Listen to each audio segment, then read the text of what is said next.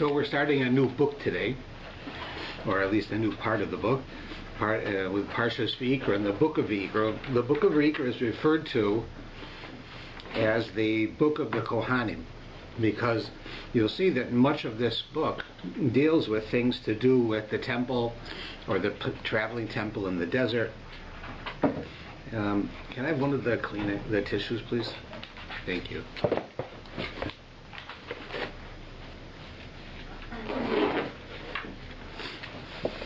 And so it begins, and it says, Vayikra el Moshe. He called out to Moshe, V'yadaber Hashem alav, and God spoke to him, Mio Ohel Moed Lemor, from the gathering place, which was within the temple, saying. So the first thing you'll notice in the first word, you notice the last letter is smaller than the rest of the word. Mm-hmm. The aleph is smaller than the rest of the word. It's like somebody hit the wrong font button. So that's actually like that in the Torah, where the letter is smaller, and it's coming as everything else to teach us something. The difference between the word Vayikra and Vayakar is Vayikra means he called, Vayakar means he happened. It happened. In other words, like if I want to come see somebody, so I make an appointment, I go see them. Or if I'm walking down the street, I might happen to see them. Right? So that's what it means. Like, coincidentally, it's not important enough for me to call you, but if I happen to run into you, we'll go out to eat or something. But I'm not going to make an appointment to see you. So, in other words, an important person you would call and you'd make an appointment. A person with the relationship's not as important to you, it's more what we call happenstance. If I happen to see you, I happen to see you. That's what Vayakar is saying. I got bumped into somebody. So, when the Torah was given to Moshe by God and he told him what to write, he says, say Vayikra, I called out. But Moshe, because, according to the Medrash, says that he was, because of his humility, because he was a very humble person, he knew that in the later part of the Torah there's a character by the name of Bilam, who's not a very nice person. We'll speak about him in about 10 weeks. And Bilam, it says that when God spoke to Bilam, it says Vayakra el Bilam, that he happened to see Bilam. Right? In other words, it wasn't that important to God to have this interaction with Bilam. Bilam was corrupt. So God's not interested in being with corrupt people, but he had a message he had to give him. So he sent that, part of that message was the way it's written, is that it's not so important for me to see you. I run into you, I'll tell you my message. Otherwise, whatever happens to you, happens to you. You're a corrupt person. So Moshe says, why should I be singled out special with where God actually makes a reservation to see me, makes an appointment to see me by saying Vayikra, when I'm no better than Bilam. Right? Bilam was a bad guy, but we're both people. So Moshe himself took that letter Aleph and he made it small. That's what they said that, and it says because Moshe wanted to convey the message that a human being's a human being, and we say, oh, Moshe is missing the boat. Moshe is saying that I'm no different than Bilam, and we know Moshe is worlds apart from Bilam. It's black and white. Bilam was a corrupt person who used his spiritual abilities to make money.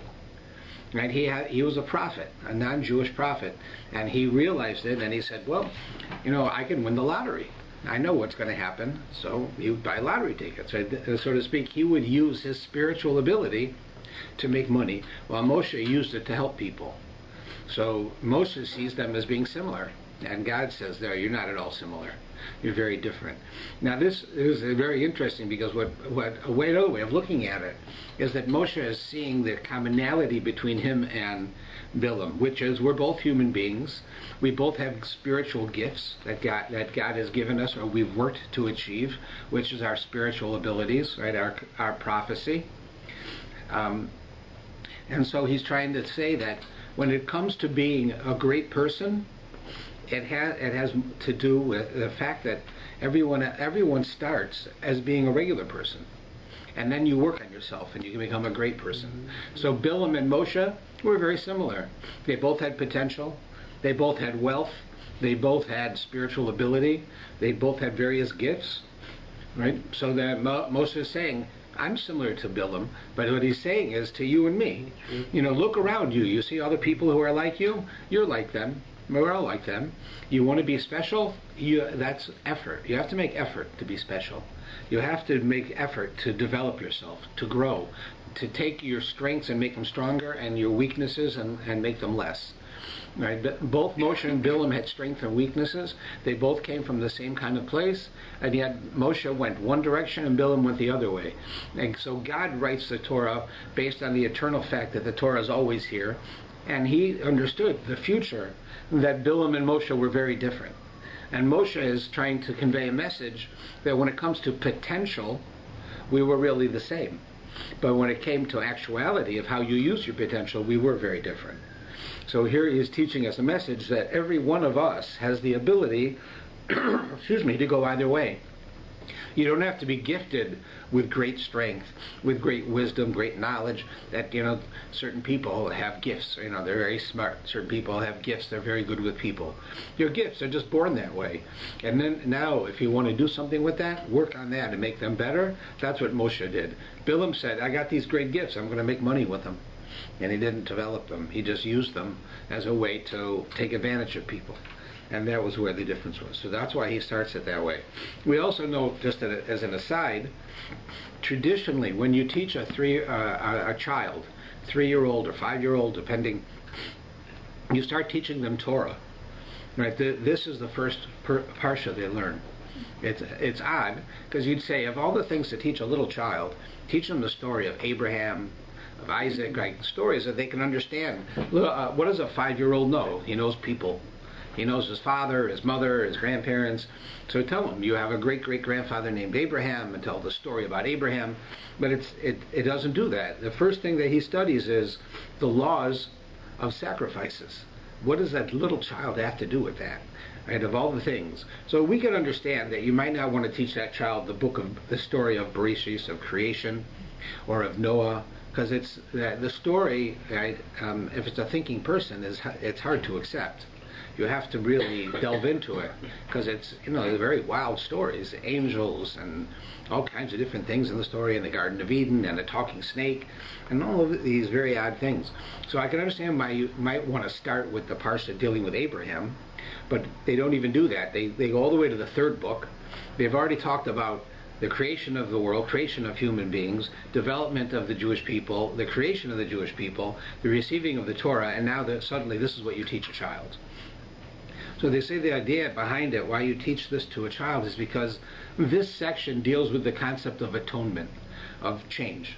How you can do something wrong, you can make a mistake, something doesn't go the way you want it to, but at the same time, you can fix it. You can change it. You can, live your life in a certain way, and you don't want to change something. Let's say a person has a problem with anger, and they don't even realize it at first. And then after a while, they start to realize it. And they say, that's just how I am.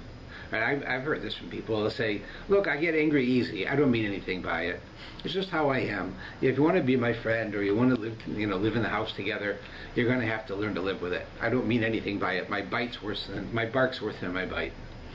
But that's not the Jewish way of doing it. That is fatalistic. That's saying, I am what I am. I can't change.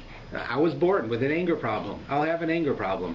But please, just do yourself a favor. Don't take it seriously. It's just, I just get angry, and then it goes away in a second.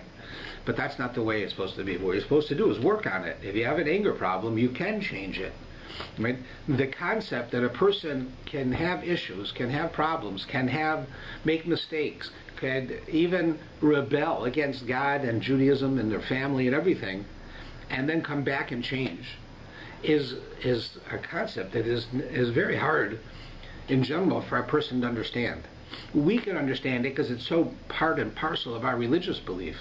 But many people in the world say, a thief is a thief. Right? Once a thief, always a thief. Right? A person who stole when they're young, they're going to steal when they're old. Right? That's just how people are. And that's how the world looks at it. You are what you are. If you're born with a tendency to be violent, then you will be violent. Right? And we say that's not true. You have the ability to work on yourself and change it. Like it says, there's a Gemara that says that if a person is born under the astrological symbol of Mars, they will be a bloody person. because it's red, right, like blood. They'll be like a murderer. So the Talmud says, you want to tell me that a little baby who was born, right, because he's born under Mars, he's going to break the Torah and kill somebody? Like he has no free will? This is what he's going to do? So it says, oh no, that's not what we mean. We mean that a person who's born under Mars has a ability to deal with blood. So sure, they could be a murderer, right? They also could be a doctor. They also could be a butcher or a mohel. They can do all kinds of things, but this person's personality will make it so that they can deal with violence, right, in a good way. It could be in a good way. A doctor has to deal with violence. We just don't call it violence. You can imagine if you were like an Aboriginal from Australia somewhere and you never saw modern times, and then you came out and you went into an operating theater and you saw doctors doing surgery, you'd think it was torture, right? Because what are you doing? He's cutting someone open and they're bleeding and they're in pain and it's like terrible. But we know that they're doing it for the greater good. They're trying to fix something. They're trying to help the person, and they do usually help the person. But if a person who's ignorant of that would think they're being violent, that's the idea. A person is born, right, with the propensity for blood. So you can raise that child who will not get sick by the sight of blood, and they'll be a murderer, or they'll be in the military, or they'll be a doctor, right? It's not that they have to be something bad. They just can be something that has blood with it, right? Which, like for me, yeah, you could teach me till tomorrow to be a mohel. I know the laws of being a mohel, but I can't do it. Even if you taught me how to do it, I couldn't get myself to do it. It's just, to me, it's like violent. Even though I know it's a good thing, and it's a big mitzvah, and it's a big simcha, and I never feel, bothered by it, I know that I couldn't do it. I couldn't do shchita. I went to a place once to see them kill cows. I was like sick for a week afterwards. Right? So I don't have the propensity for blood. I probably also would shirk away from killing somebody even if I had to. Right? That's what it means. A person has the world says that a person is what they are. If you're born with a propensity for blood, you're going to be a murderer, period.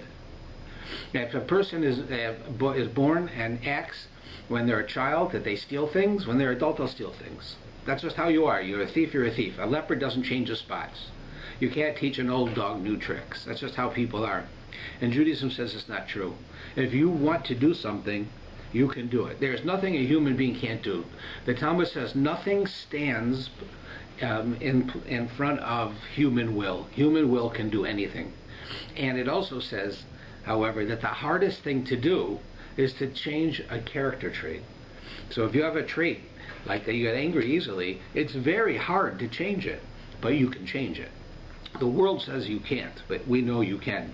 And that's why we teach Vayikra to children.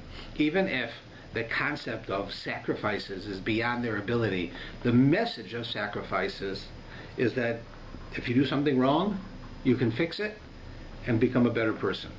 And you can go on the right path. Whatever you are, you can do something better.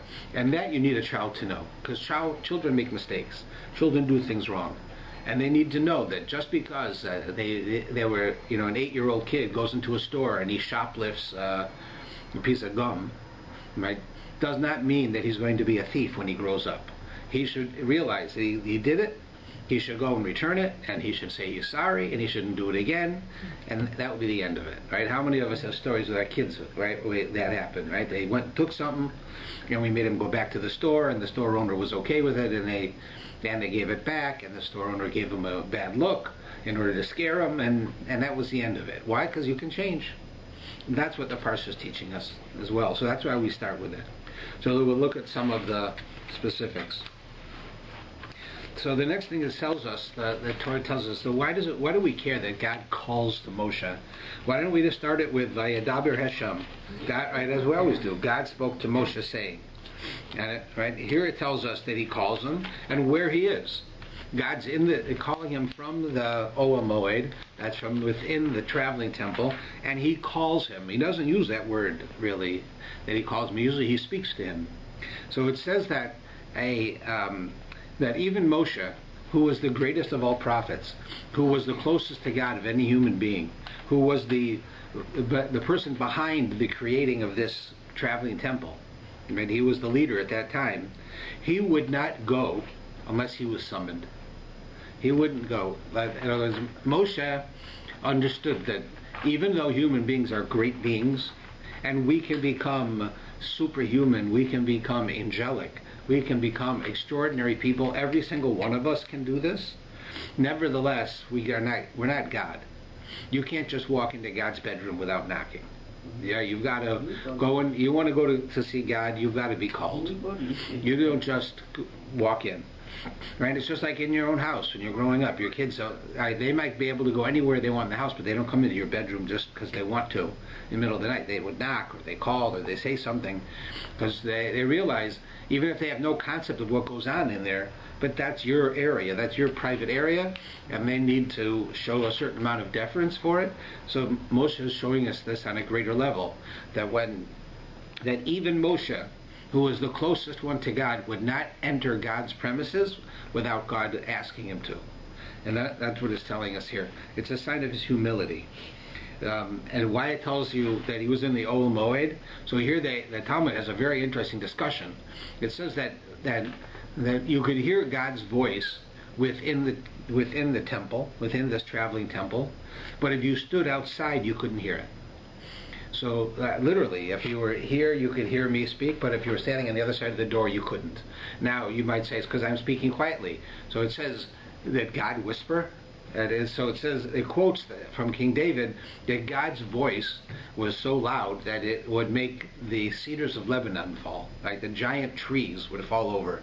It would be so powerful. So if God's voice is so powerful, how is it that you only heard him from inside the temple, not outside the temple? If you're standing right outside the door, they're made out of leather, the walls. They're made out of skin.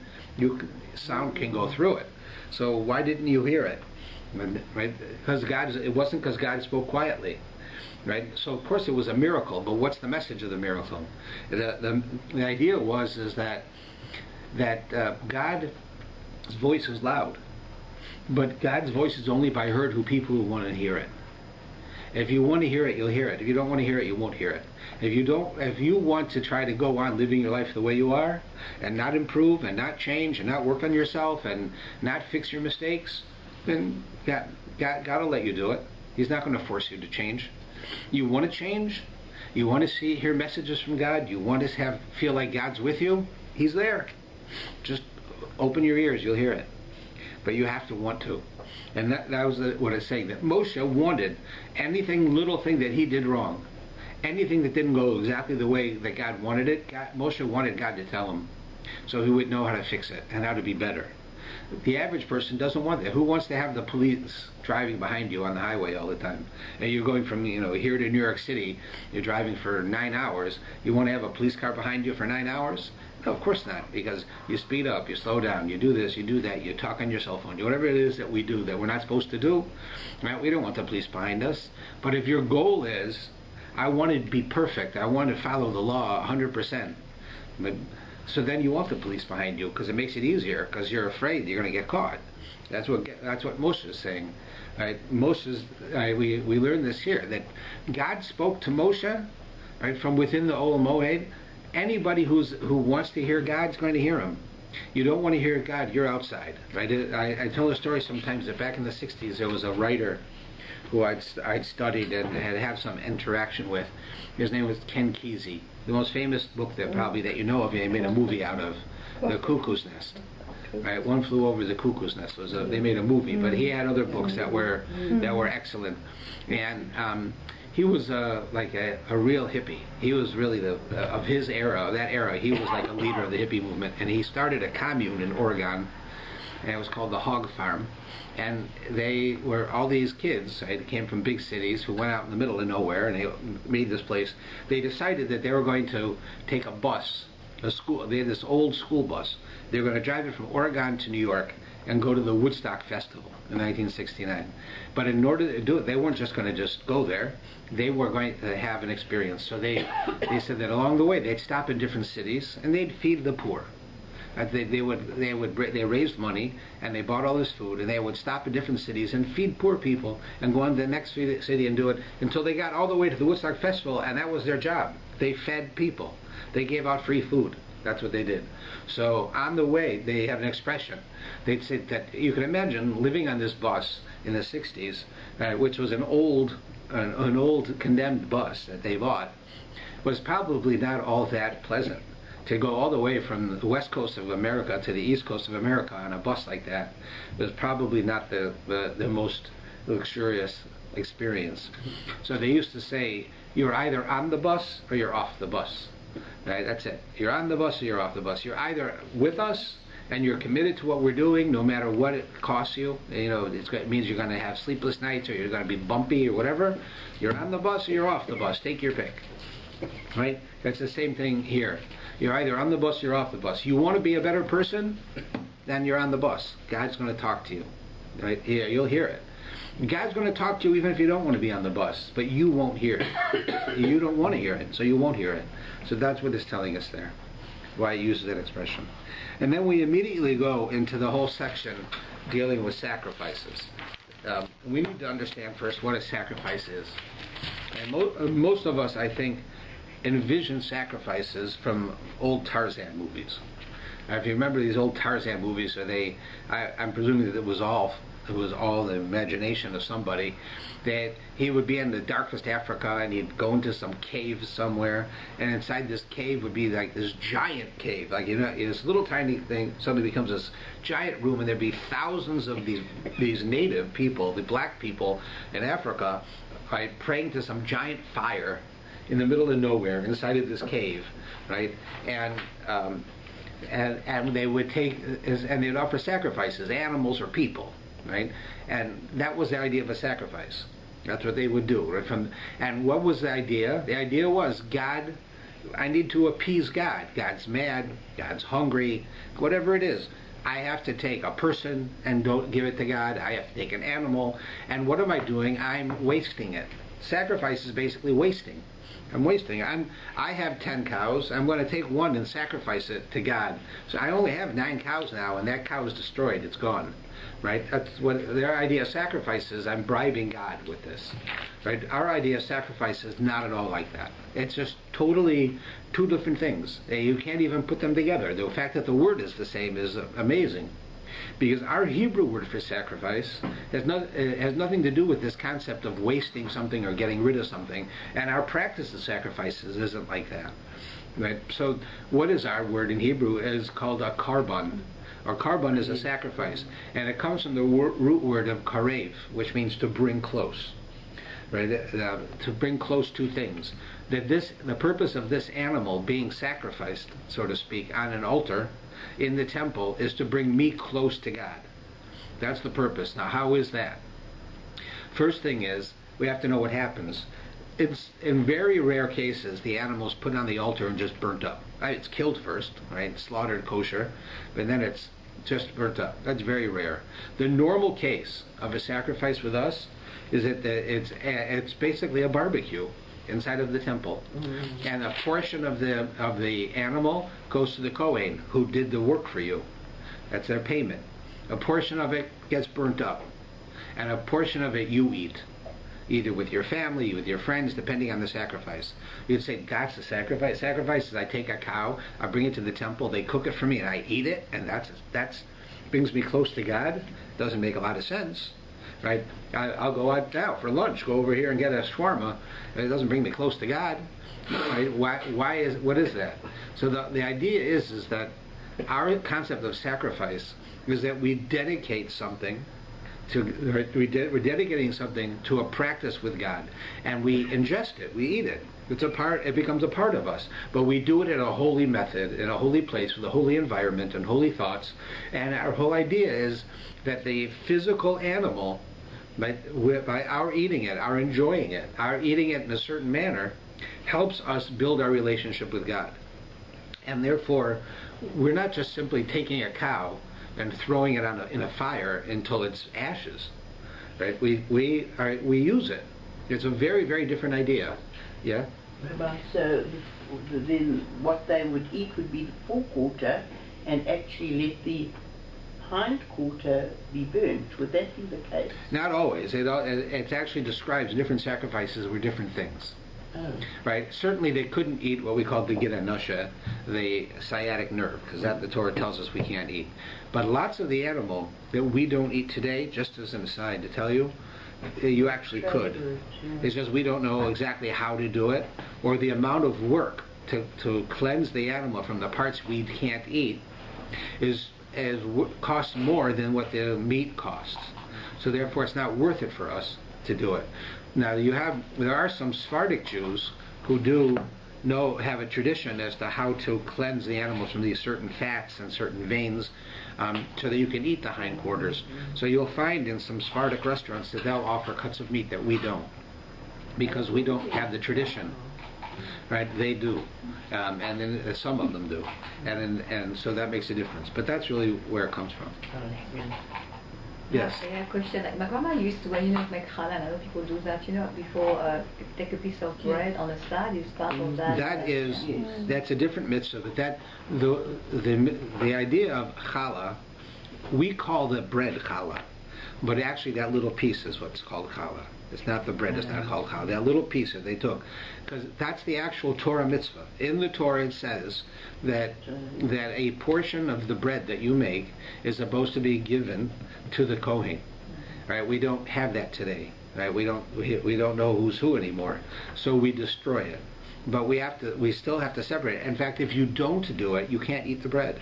That's why one of the things that when you go to a kosher bakery, that's what they're certifying, that they did it. And a guy will come like at 2 a.m, and he'll go to where they have all the dough, and he'll take a piece off and say a blessing, and he puts it aside, and then they can make the challah.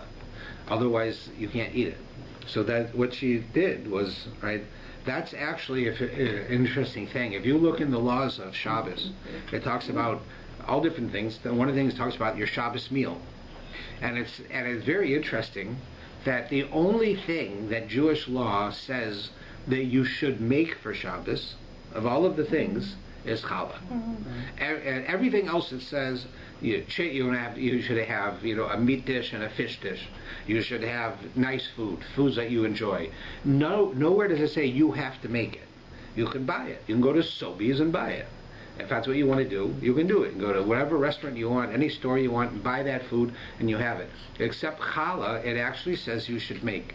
I find it interesting because it's probably the one thing that for at least the last 100 years is probably the least made within the home. Not that women don't make challah, but it's almost like if I have time, I'll make challah. Everything else I have to do.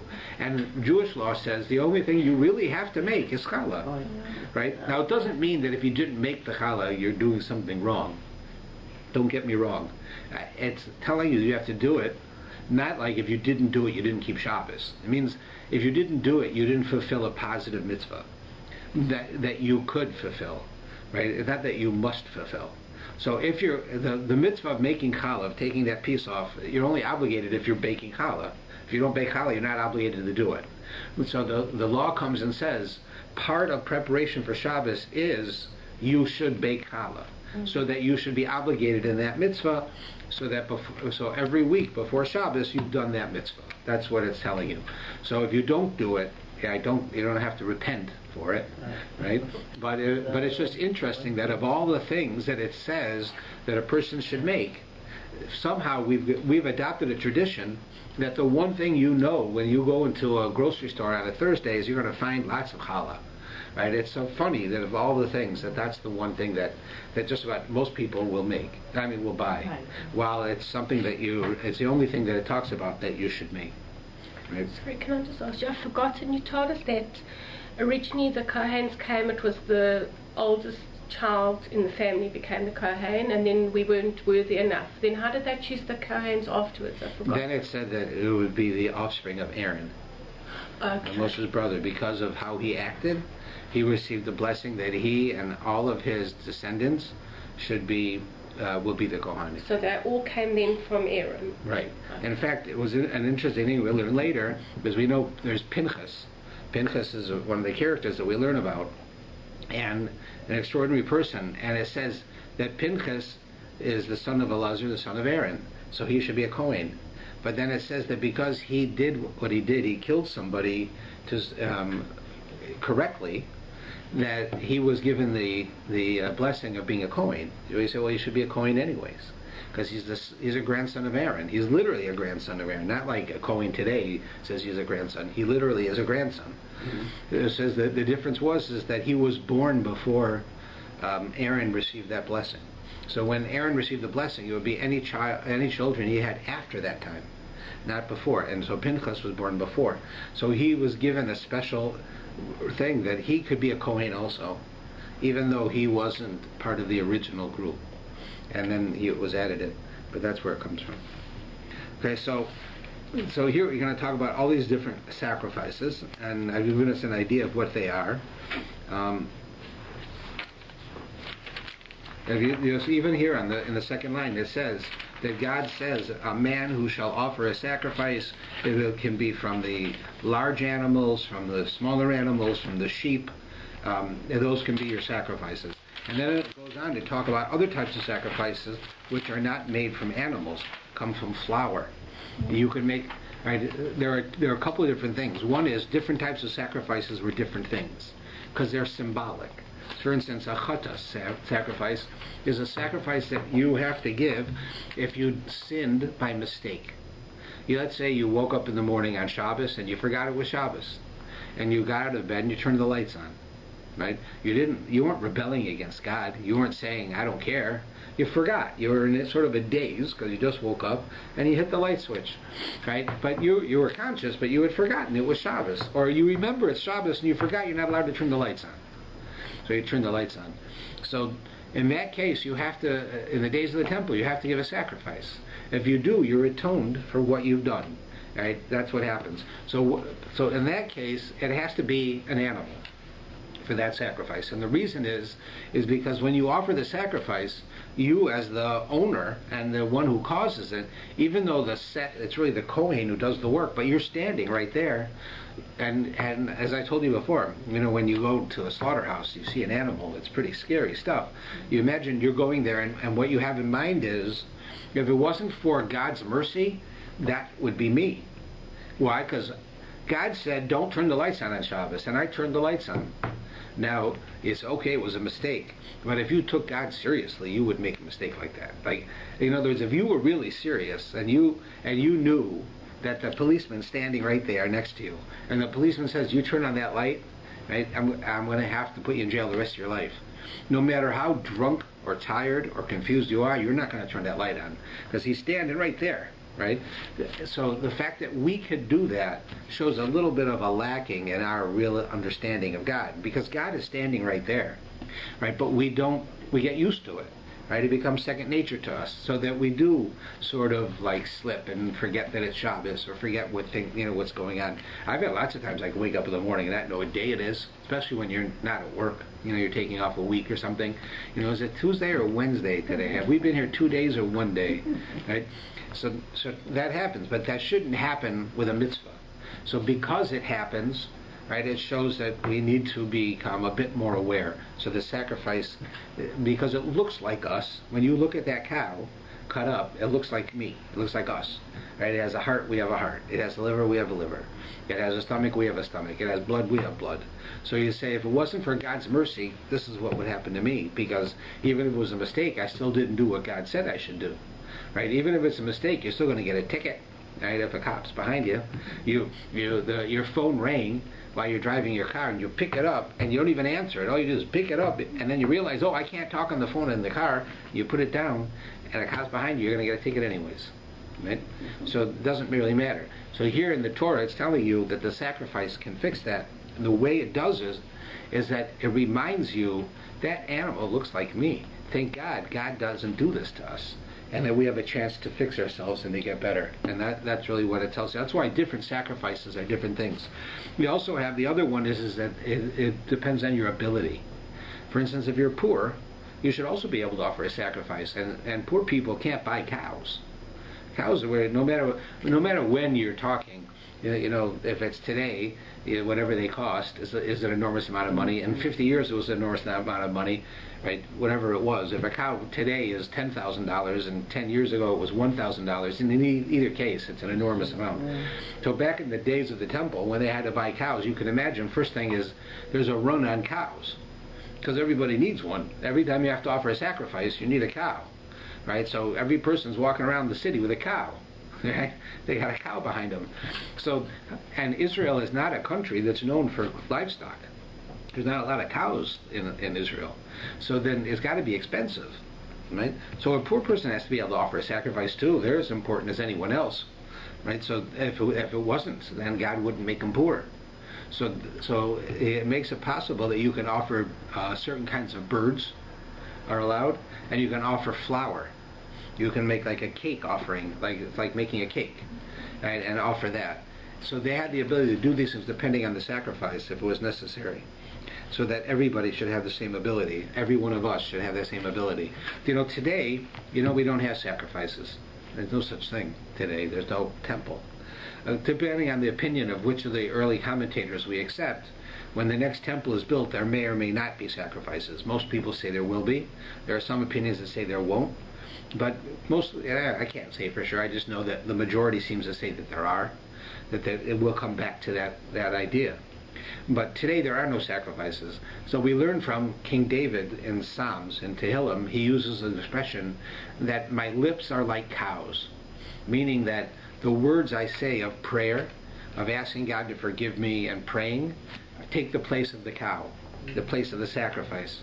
And therefore that's why, for instance, one of the two sacrifices that we offer every day in the temple was the morning sacrifice and the afternoon sacrifice. So too we have a morning service and an afternoon service that we actually pray. The word we have a word for prayer, but a prayer service in our words, in the Hebrew words that we use, is called avoda, work, right? Service. That's what service is, right? Avoda. So that what does that mean? That it's work. I mean, prayer is not work any more work than giving charity is work. I'm not working. I'm saying, but it's because in the temple they said that what the Kohen did was called avoda, the work of the Kohen. So we're saying that my prayers and the work of the Kohen are the exact same thing. It's just today I don't have the Kohen, I don't have the temple, I can't offer the sacrifices, so my lips, the words of my lips, take the place of that. Then the commentaries ask, why does that work? Why does it work that your words can take the place of sacrifice? Like, let's say, I don't have the ability to go to Passover Seder this year. So instead of going to the Passover Seder, I'm going to just say the words in the Torah about a Passover Seder, and it's as if I did it. Right? Nobody says that. Who says that you can do that? But with sacrifices, it says you can do that. That we don't have sacrifices today, so instead my lips will do it. And so the difference is that when you're unable to have, let's say, to get a hold of a lulav, right? When you can't get a hold of a lulav, you can't learn the portion about lulav, and it's as if you shake the lulav. But it is with the sacrifices. So the difference in the two is with the lulav, what you're doing is you're fulfilling your obligation to do an act, and you didn't do that act, right? You weren't able to. What is the purpose of the sacrifices? From the word sacrifice in Hebrew, it is to go get close to God, right? That's our purpose. Right? Our purpose of every other mitzvah is not necessarily to get close to God. It has specific purposes. The purpose of sacrifices is to get rid of the walls between me and God for the things I did wrong. It helps me get rid of them so that I can become closer to God. Right? So another way of getting closer to God is through studying Torah. Learning Torah brings you closer to God. So the words of Torah that we put into our prayers can take the place of the sacrifices because the purpose of the sacrifices is to bring you close to God. The purpose of learning Torah is to bring you close to God. And therefore, we accomplish the goal. Right? We don't accomplish it exactly the same way, but we accomplish the goal. When I have to shake a lulav, the purpose of that is to shake the lulav. Right? It's a mitzvah to do that. If I learn about shaking a lulav, I didn't shake one. I didn't do it. But if the purpose of prayer and the purpose of sacrifices is the same, So then when I pray, it does what the sacrifices do. That's why that one example is different. So our prayers have two basic purposes. Right? We see that we have one place that tells us that Abraham invented the morning service, Isaac invented the afternoon service, and then we have another place that say prayer is in lieu of sacrifices. So like it would be like when a person went to the temple, and when we had a temple and you went there, right, did you pray or not? Because you had sacrifices. If you had sacrifices, then you don't have to pray. I mean, no need to pray because I have sacrifices. But you see that they had a place for prayer in the temple. So what would that be for? So that's because when Abraham, Isaac, and Jacob created prayer, organized prayer as we have it, they were saying every individual needs to become close to God in their unique way. Your strengths and your weaknesses are different than my strengths and my weaknesses. Your errors and your accomplishments are different than my errors and my accomplishments. When I pray to God, even though I pray for everyone, I also, on my own, right, personally, I am praying for me, for my needs. Right? Mm-hmm. That's what I'm trying to do. I want to pray for my changes and my needs and who I am, and therefore the prayer, right, for me is very, very important. So even if God offered sacrifices, that took care of my global obligation to the people. But what about me? What about my needs? What about the fact that my wife's not feeling well, or I need to get a job, or the cost of rent went up so high now I don't make enough money to be able to pay my bills? Right? So then even during the temple they would still pray for that purpose. Right? So today we have both reasons. We pray both for everyone, and like in my class that I give on Tuesday nights, I gave last night on prayer. We talked about the same idea about how when you're praying not only for you as an individual, but you're praying for everyone. That's why all of our prayers are plural. Like when you go to pray and you say, God, help me and my family. We don't have enough money to live. We need you tell us that we have to keep Passover, and it's going to cost $2,000 to have Passover, and I got $300. How am I supposed to do if you're the one who gives me money? And you're the one who demands that I have Passover. How am I supposed to do that? The math doesn't work. So God, I'm praying to you, give me the rest of the money so I can keep Passover, right? That's perfectly legitimate. However, the prayers are plural, which says, God, give us the money to keep Passover. Because what we're doing is we're praying for us and we're praying for everyone at the same time. It's like, because on one level I am an individual, and then on another level my family is like an individual. My whole family is like me, one person. When I pray for me, I pray for my family. We also have a level where we understand that when I pray for me, I pray for all the Jews of the world. There's even another level where I pray for me, I pray for all humanity. For not just Jews, for every human being. Right? And those are all found in the words. That's why prayer is in plural.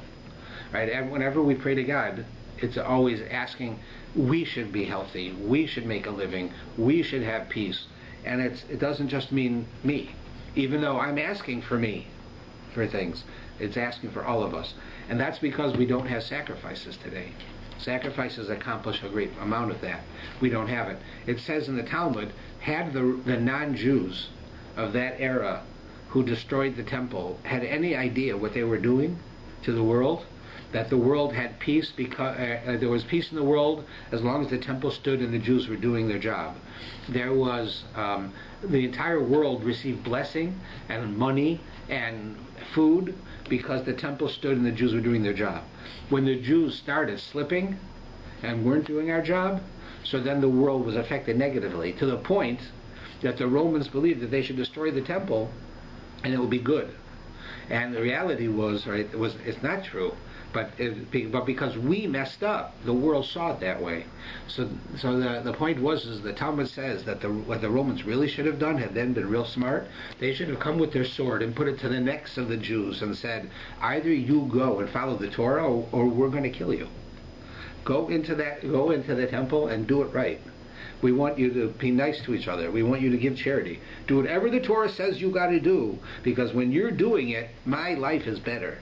Right? But they didn't see it that way. They only saw what happened when we didn't do it, which was life was difficult. So they wanted to get rid of us. But really, that's how it's supposed to be.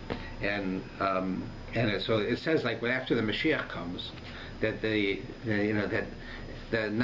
violent non-Jews, not all non-Jews, of course, the violent ones are going to come with a sword, and they're going to put it to our necks, and they're going to say that we all know that your religion is true, and that God saves the world because of what you do. You better go do it. If you don't do it, I'm going to kill you. Right? In order to make you do it, you better do it. Right? It's a reverse of what we thought. It's like they're coming with a sword and saying, I want you to do the right thing, not the wrong thing. I'm going to force you to be righteous, not to be evil. And that's how it should have been. All right, so let's see if we can pick a particular sacrifice that we can talk about, and I'll give you a bit of an idea.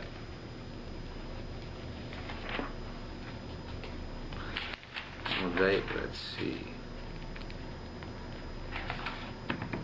So if we look here on 555, the last line, it talks about one thing that I raised already, which is the sin offering.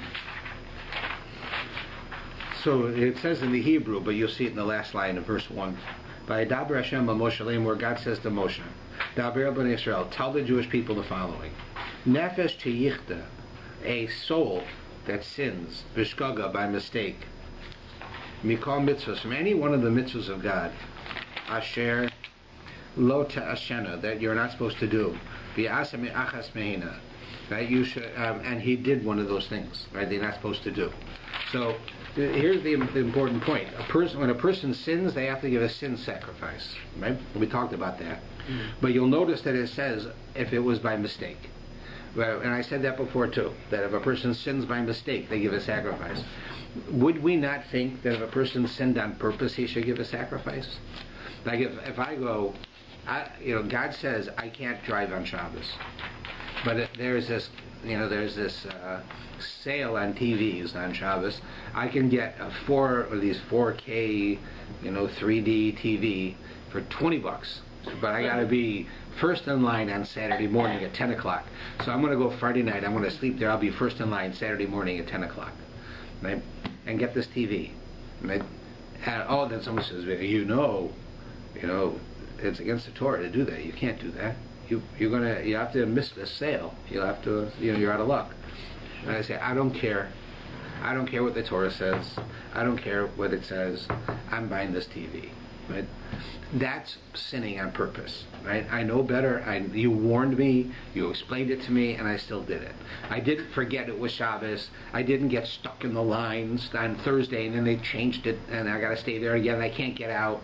Nothing like that, right? I did it, and I knew I was doing it, and I said, stick it in your eye. I don't care, right? That person can't give a sacrifice. The one who does it by mistake can. And like I said, you'd think it should be the opposite. A person who does something on purpose has to give a sacrifice. But it says that a person who does something on purpose has to repent. But a sacrifice doesn't help them. Because what they've done is that they've rebelled against God. Right? A person who does a sacrifice didn't take God's word seriously. Right? It's just like I said, if you have a policeman standing next to you, you're not going to pull out a bag of marijuana. Right? You might walk around with a bag of marijuana and pull it out all the time, and no one's going to say nothing to you. But if you got a policeman next to you, you're going to get arrested. So you're not going to do it, right? If you realize that God is standing next to you all the time, whatever you do, anytime, God is there with you. But why would you in any way be more afraid of a policeman than God? Why should we? The difference is, of course, because we don't really believe. There's a little bit, I don't see him, he's not there, kind of thing. Well, on the one hand, we really believe, but on the other hand, maybe a little bit we don't, because we treat it differently.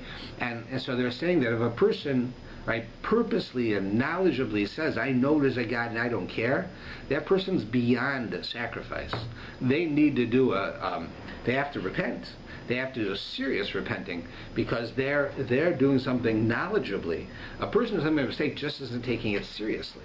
They're not doing it with enough depth. It's like, I remember when I was a kid, they used to, you go to school and they'd say, so did you bring your note from your parents to go on the trip? No, I forgot. And what do they always say? If your head wasn't attached to you, you'd forget your head. Or, did you ever get up in the morning and come to school and forget your pants? Nobody ever forgets his pants. So what are they saying? Because Only an idiot would go to school without his pants, right? Because you don't think about that. You know you got to wear pants because everyone will laugh at you. I think you're crazy walking around without pants on, right? If you forgot your note, right? Yeah, I forgot it. What's the difference in the two? The difference is in your mind. You'll never forget to put your pants on. But if you forget this, it means you're not taking it seriously. If I told you, if you don't bring your note tomorrow, it's going to cost you $10,000. You'll bring your note. You're not going to forget. That's why they have all these rules. Like the government says, you file your taxes by April 30, and you're fine. But on May 1st, you're going to have to pay $1,000. On one day, $1,000. So what are you going to do? You're going to file your taxes on time. That's what you're going to do. You're not going to play around. That one day is a lot of money. Same thing with us. You're not going to forget to put on your pants. You're not going to go to school without clothes on, right? So you've got to put on your pants. So you're not going to forget to bring your note, and you're not going to forget to put on your tefillin. You're not going to forget. Why? Because God is like the policeman who's standing right there with you. He knows that you didn't put on your tefillin. He knows why you didn't put on your tefillin. He knows, right, all of the reasons. Oh, you're too busy wanting to buy the TV, so I'm making that you can't buy the TV. No, you're not going to get any money now. Then you won't be able to buy the TV. Now I'll get you to put on your tefillin, then we'll get you to buy your TV after. Right? Right? And so a person who does something by mistake, their sin is more so that they're not taking it seriously, and that's the one who has to give the sacrifice. Because there, you look at this body of this cow, and you say, if God wasn't merciful, that would be my blood, that would be my fat, that would be my body. Because if I don't do what God wants, for all reasons, I should be dead. But God has mercy. So that's why sacrifices are only done if you did something by mistake. Now, there are other sacrifices, this whole chapter is full of them, where they're done for all different reasons. And here is now talking about the sin sacrifice. But if we would go to any other part in this chapter, you have, for instance, what's called the shlomim. So a shlomim sacrifice comes from the word shalom or shalem, whole. Right? You know, when we wish somebody shalom, when you say peace, what you're actually saying, you should be complete. A person who's complete has peace. Right? You should be shalem. You should be fulfilled. You should be complete. When we have a sacrifice called the shlomim, it means, right, it causes peace between us and God. But one of the things is that it is a sacrifice which is, a shlomim is totally burnt. That's what it means, shlomim, completely. It is completely burnt, while all the other sacrifices are not. And that sacrifice was given on behalf of the Jewish people, but without a particular purpose like there was for the individuals. Like a sin sacrifice is an individual sacrifice. If I do something wrong, I give the sacrifice. If I don't have to give it. Same thing with a hodah sacrifice, from the word todah, thank you. When something good happens to us, and we want to thank God. You know, I was sick and now I'm better. I want to thank God for that. So I go to the temple and I choose to offer a sacrifice called a thank you sacrifice. Then what do you do there? You invite all your friends, and the Kohen gets a piece, and God gets a piece, and you and your friends get. Why you and your friends? Because that's how you make peace. That's how you celebrate, right? Because you're saying to God, thank you for what you did for me. All of my friends are now going to hear about the great miracle God did for me, so that everybody should believe in God. They should see what God does for people. So we invite all of our friends. Soon we're going to have the Korban Pesach, the Passover sacrifice. So we know that Passover sacrifice has lots of rules, but the main thing is you have to eat it with your family. You notice it says Ish ubeso, a man and his family. That's how you're supposed to do it. If you have one, if you don't have a family, you can join with another family, but you're supposed to eat it with your family. It's very unique that way, because it's building families. It's showing us the significance of a family. So the whole creation of the Jewish people by Passover was to create the Jewish family, and the Jewish family is really the building block. It's the actual DNA of Jewish life, right? A mother, a father, and children. Right? Not to say that if you have a single mother that she doesn't have a family. She does. I'm talking about the stereotypical traditional family of ancient times. Right? I'm not in any way disparaging anyone, but the traditional one was a mother, and a father, and children. Right? There are lots of people who couldn't have children, lots of people who don't have a spouse, lots of people who don't get married. They're all fine. But that's what the sacrifice is telling us. That you do have it with a group. That's why. You ever notice why you have everybody has so many people over for Passover? Like of all the holidays, do you have like 30 people over for Sukkot, 50 people for Simchas Torah, 100 people at Shavuos? No, don't do that. But Passover, everybody does. I always wondered about it too. How is it that everybody has such big seders? Wouldn't that mean that there's a lot of people who don't have any seders? Because there's so many, they're all going to somebody else's. But everyone you talk to, I get up the next day, I come to shul. Oh, I had 30 people last night. I had 40 people last night.